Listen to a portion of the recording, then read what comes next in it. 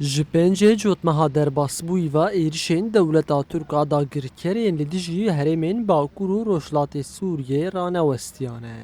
Duh jî carekê din dewleta Tirk bi balafirên bêmirov navendeke xizmetê li Rêmelanê û du erebe jî li Qamişlo hedef girtin. Di encamê de du sivîl şehîd û pênc jî birîndar bûn.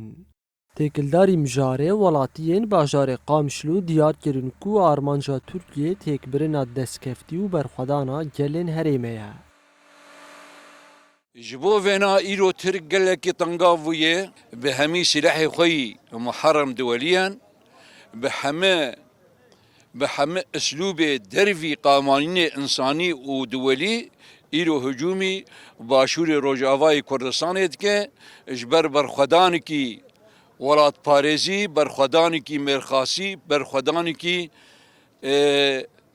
mêranî di vî perçê hanê de li ber xwe de ji bo vêna ew dixwaze got carek de milletê Kurd li weylata û li qetilama vegerîne ji bo vêna ev ji destê wî derket. Ez mizgînê didim tevayî milletê Kurd û her çar perçê Kurdistanê milletê Kurd rojê serxwebûnê dijiyan dike û milletê Kurd giyayê merhela got bige azadiya xwe û bige serxwebûna xwe û ev merhela taliyê ji dewleta Tirkanê ji emelê wî faşîstî. Her wiha welatiyan gotin demdema serxwebûn û azadiyê ye û dê berxwedana wan bi ser bikeve. جير نواتي قبول كرين ام جي وقت قال رجاوا كردستان باقي رجلات سوريا امو هلداني خو بكن جوبر خدانا خو لهمبري فاشيا دولة تركي بدنا مشاندن جو ام كاربن ببنا برسف جي اريشي وينا لسركسن مي سيفيل دو بسيج اريش بردان مناطق ما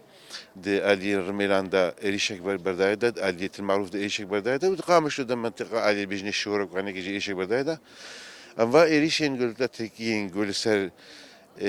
قالي ما ولسر السيفيلين ما قلت كنا مش المزار كنا مدنجي خوشي تجي هنا كواليسيوني أقول فيدي وك أمريكا وروسيا والفيدينا جريكي كواليسيون إلى دنجي خدرخي Tevî ku li herêmê hêzên garantorên wekî hikûmeta Şamê, Rûsya û hevpeymaniya navdewletî jî hene, lê heta niha li hemberî êrişan tu helwesteke ciddî û têrker nîşan nedane.